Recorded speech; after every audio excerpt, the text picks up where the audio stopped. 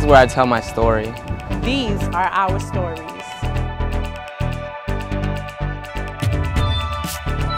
This is my story.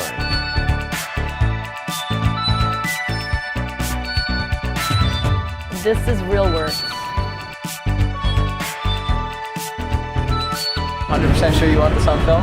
I was the only one that didn't know what was really going on. My father's not allowed to see us, visit us, or anything. Listen to my story. This is Real Works. This is Real Works.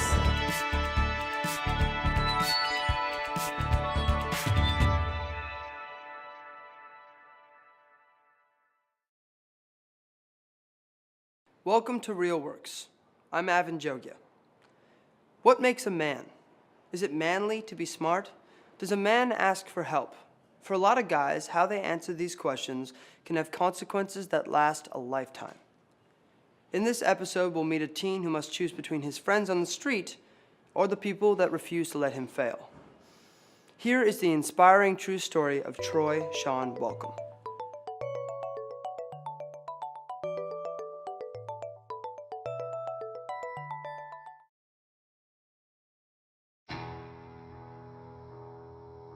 So we have this quote here by Emerson. It's a personal favorite of mine. What lies behind us and what lies before us are tiny matters compared to what lies within us, by Ralph Waldo Emerson. And so we have two questions here. Interpret the meaning of this quote. What does this quote mean to you? Think about not like what do you think I want. Where are you going? You know where I'm going, right? We argue all the time. I can't. Listen. You're leaving. I'm sorry. I'm leaving. Why go through this anymore? Do you love yourself? Go through what? This is the first time you're telling me this. For him either. What are you talking about? Answer me. We're arguing back and forth. Don't come back. All Don't the even time. look at your son. You ain't All gonna the see time. him. My son, okay? Get off. Everything I'll you need for him. But you and I are through. You know what? Get out.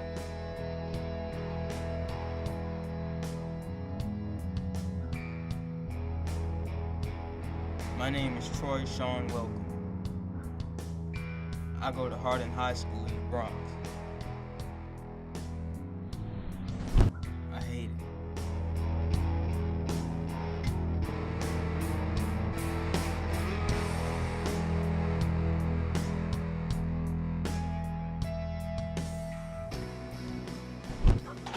What is the hurry? I'm sorry, I'm just trying to get home.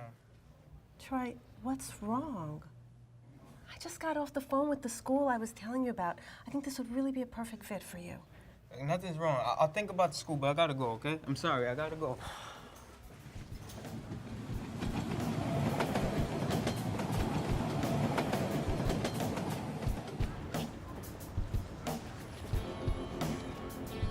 One thing I know, if you don't have my money, it's gonna be a problem. Hey, yo, Troy, what's good? Hey, yo, what's good, Jamie? What's new? You know, ain't nothing. Good, chilling. What's up, Bob? Chilling? What up, man? Chilling. Where you coming from? School.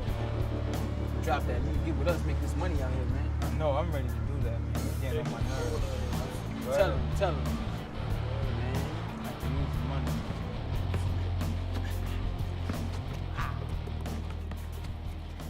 Yeah, that's good defense. That's good defense, little man. Oh! Oh, Get that out of here, boy. Let's go. Yo, where you been at? I've been around. Around where? Yo, Eric, you gonna talk or you gonna play ball? Yo, you're not still hanging out with Jamie and them losers, are you? What are you, my mother? Yo, don't you wanna, graduate, go to college, make something of yourself? Huh? I definitely don't want to spend the rest of my life flipping burgers, you know? Guess you're not up for the challenge. Woo! Exactly. I haven't seen you around school in a while. I even tried calling you. I needed a break. Well, like I was saying, Troy, I think this school is a perfect fit for you. Why are you doing this? Because everyone needs a helping hand sometimes. The school's called University Heights, and I think you'll fit right in. The school will allow you to work at your own pace, and it has a very supportive atmosphere. I don't know, it sounds weird. And you know Eric loves it there.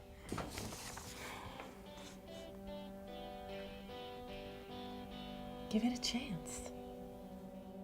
I decided to take Mrs. Edwards' advice and apply to University Heights. It all seemed kind of strange to me at first. I felt a little better since I knew Eric was here.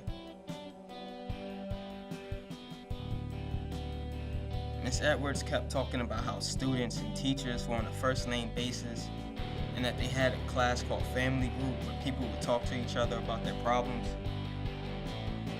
It all sounded good, but I knew it was going to be hard to adjust to a new school and new people. Yeah, my mother and I never got along either. I guess that's why she kicked me out when I was 15. And I've been in foster care ever since. I've been in foster care since I was 5. But that's just because you're ugly. Melissa, stop teasing. Thank you guys for sharing. Troy, would you like to join in? Okay, everyone, we'll regroup same time next week. I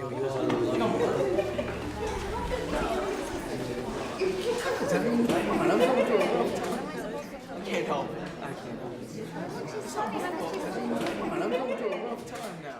When I first heard the word alternative, I thought that there would be a lot of people who were put here because they had a record of fighting or who were expelled from school. Hey, Troy, right? Everything all right? Yeah.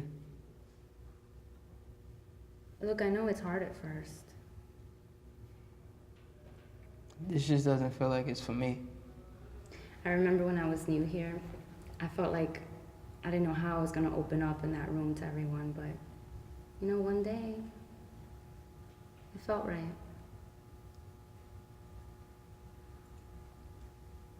Let's go to class. So, I mean, yeah, it gets tough sometimes, but I don't know, I think we'll be all right. Thank you very much.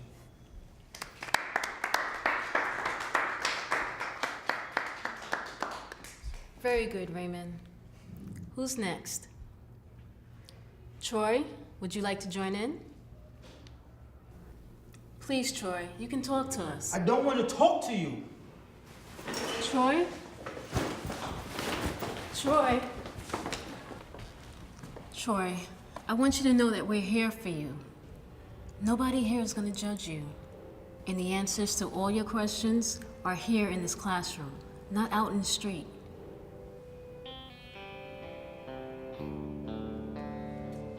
Well, my foster dad just got remarried, and now he's got a new family, and I feel like he doesn't want me anymore. We used to spend a lot of time together. Jason had some of the same problems with his dad that me and my dad had. I haven't spoken to my dad in 3 years. He hasn't called me, and I haven't called him. I guess we're both stubborn like that.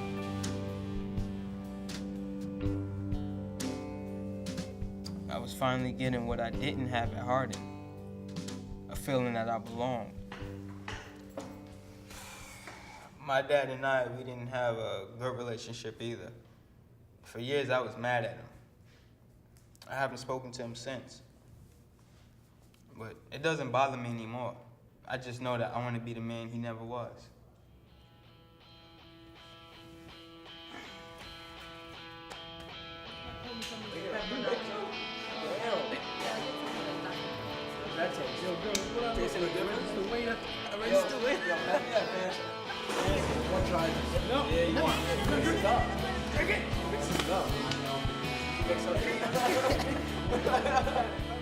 It was hard, but I finally found a place where I could be myself and achieve my dream of graduating high school and being the first person in my family to go to college.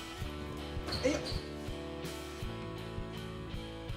Yo, come on, man. The ceremony's about to start. All right, come on. I'm looking sharp. Starting college was like starting another new era in my life. Just like when I went to University Heights. And you know what they say, anytime things are going well, something bad was always just around the corner. So what was the British Empire at this time? Anybody have any ideas? Every continent they controlled except Antarctica. They were in India, Indonesia, in parts of China. They had the world's largest empire, not just by conquest, but through marriage. Anyway, that's England. Excuse me, Professor Chambers. Yes. What's up with the C minus? I'll tell you the truth, you deserved a lower grade. I was trying to help you. College was hell. Having to go to school full time and work, it was taking a toll on me. So what's up with that shorty, yo? She was feeling you? Word? I ain't peeped it though, yo. She hot? She hot? Word? You got the number 2? Word? Hey, what up, Troy? I ain't seen you in a while. Yo, I've been around, man, but I gotta go. I'll catch up with y'all. Oh, word? It's like that? Chill with us, too. Think yo, that with us, man. Hey, Professor Chambers. Professor Chambers. Yes, Mr. Welcome? Look, I'm sorry, but I need an extension on a history assignment. My office hours are 2 p.m. to 4 p.m., Mondays and Wednesdays. I know, but I just had a lot of work, and then my job is taking its toll on me. Join the club, Mr. Welcome. If you can't do the work, maybe college just isn't right for you. I suggest you get to class and get to work.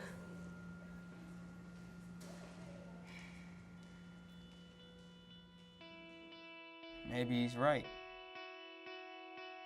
Maybe I'm not ready for college.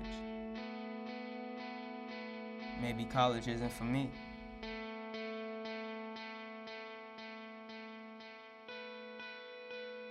I was more confused than ever.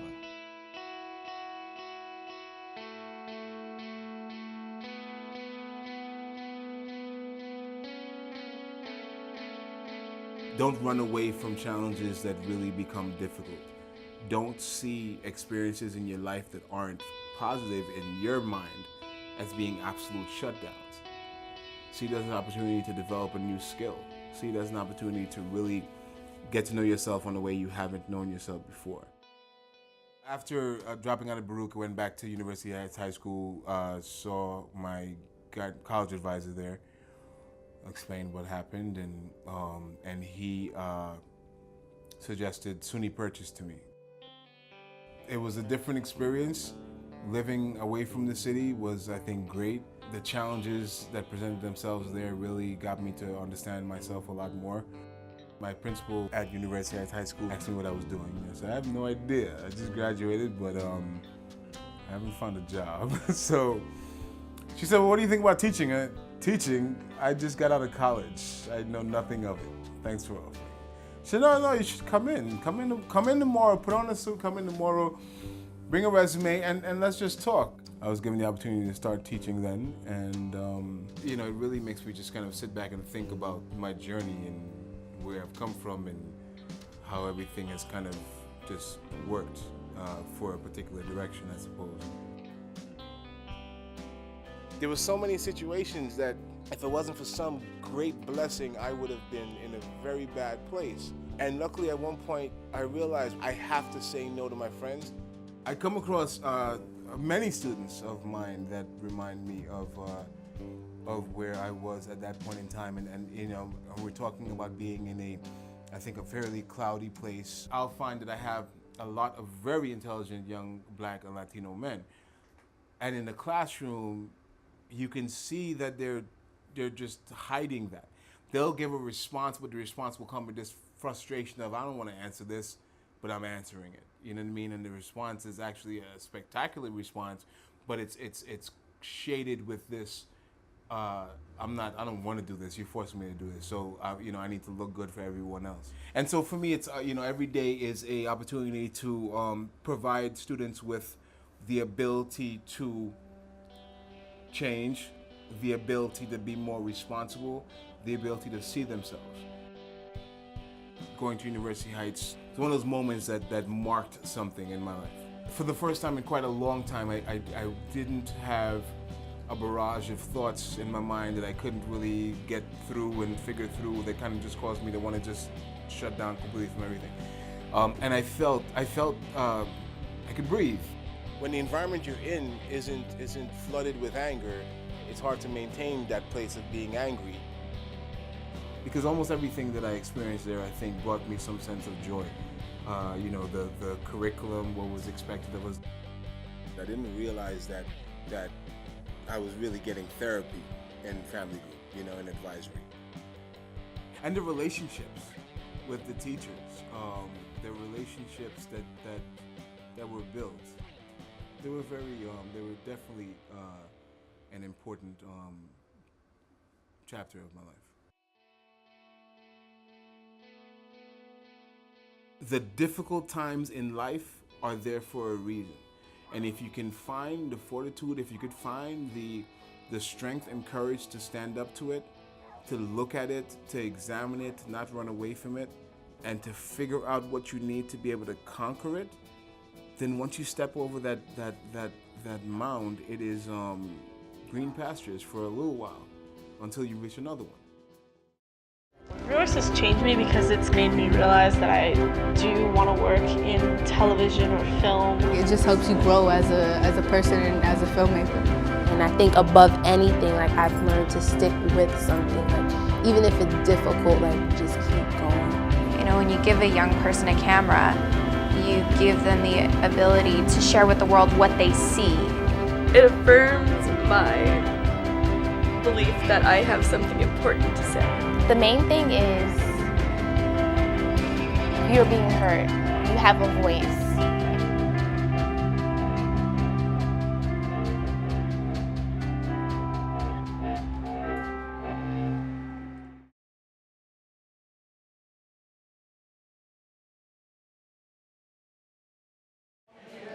Hi, my name is Mark John Jeffries. My name is Samori Torre. Dennis Johnson. Brendo Adams. Daniel Patterson. My name is Michael A. Pinckney. Some people know me as Boogie, and I'm the writer-director on this project. I got involved because I worked with RealWorks for years as a mentor, you know, and they approached me about doing a project, and I thought it was a great idea. I'm playing the character Troy Sean Welcome, and my mom and dad both felt that it was a good project regardless of anything else. It was a good storyline. My mom is a teacher. She's a literacy coach, and she's been teaching for about 22 years. So when she heard about the project, she was ecstatic, so she asked me if I would be a part of it. I'm playing the role of Eric in the film. The project is about a young man, Troy, who's going through like obstacles in life, and even though he's facing these obstacles, he's still amount to overcome the difficulties. Director of photography. I really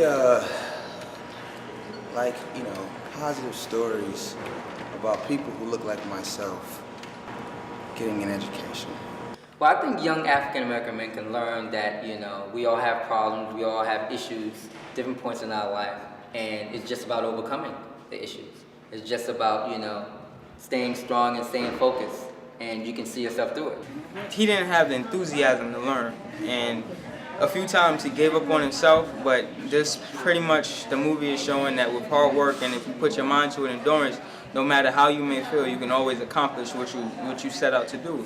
And Troy Sean Welcome, he's a great example of it. This story is inspirational because this shows how people could go through one thing in life and then always overcome their trials and tribulations.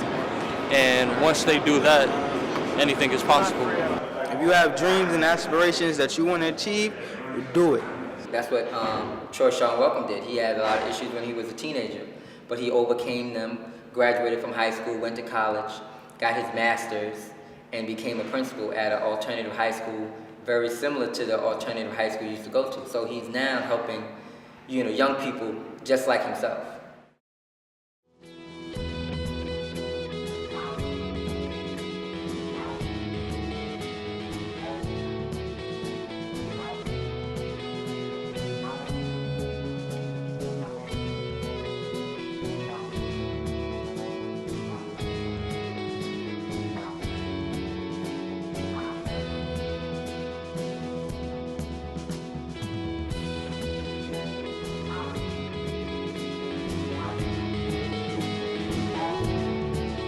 Youth Communication produces short nonfiction stories that help teachers engage struggling readers and writers and help teens who are at risk of school failure.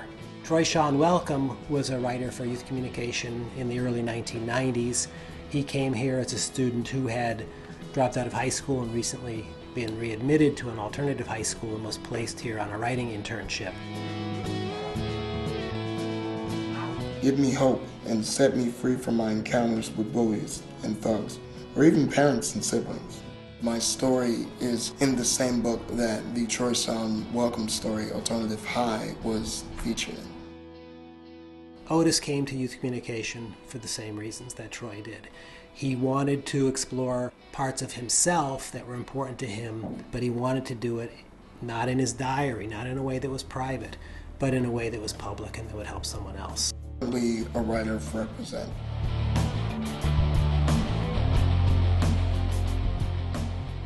I've been writing for Represent for about 3 years, and it's been a wonderful experience so far.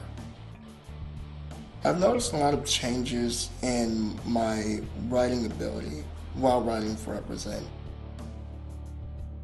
It's written by other teenagers. It's written well. He was doing it because it helped him to feel more comfortable in his own skin.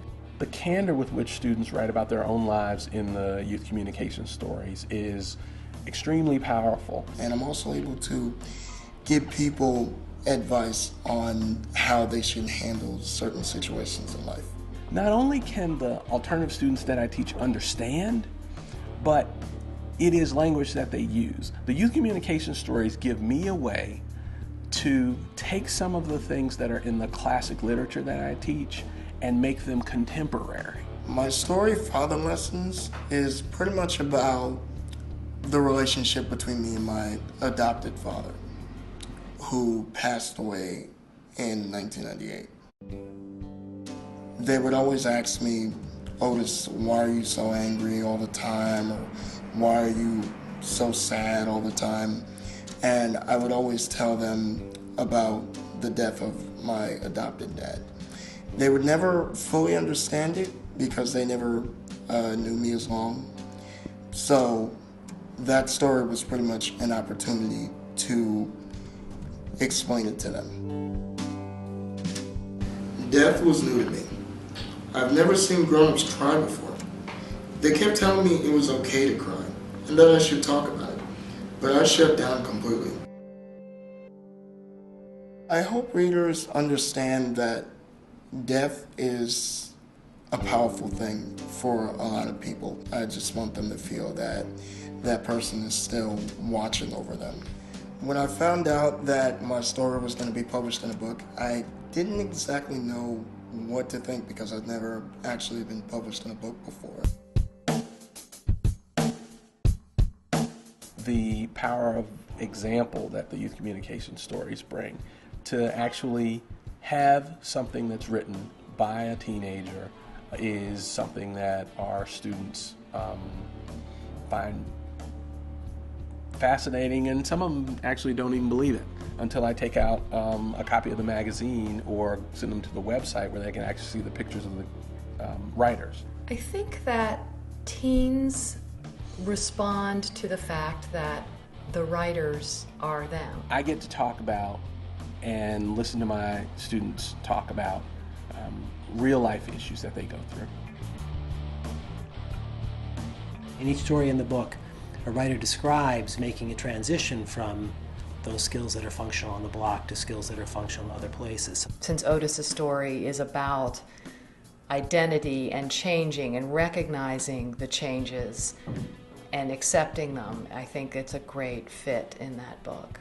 I use the stories in class because it helps give everyone permission to talk about these things. Let them break out of a kind of narrow mold of masculinity or hardness and have a bigger range of emotion and of options. Reading these stories showed the young people that I work with that you're not the first person to consider some of the choices that you're considering or to have some of the experiences that you're having. And you're not the first person to talk about them. And there's a lot of room for you to be able to put your ideas out in your own language and maybe even revise them. Reading the stories in the Real Men program allows teens in classes to talk about issues that are important to them, but to talk about them in terms of the choices that the character made.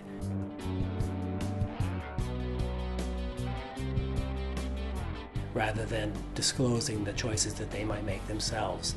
And that gives them the freedom to address issues that they might not otherwise talk about. Writing helps me like myself a lot more, because it helps me get out everything that I was afraid to say and everything that I want to say. It helps me get out my true voice and everything that I'm feeling. I'm Avan Jogia. Tune in next time for more unfiltered voices of Brooklyn youth.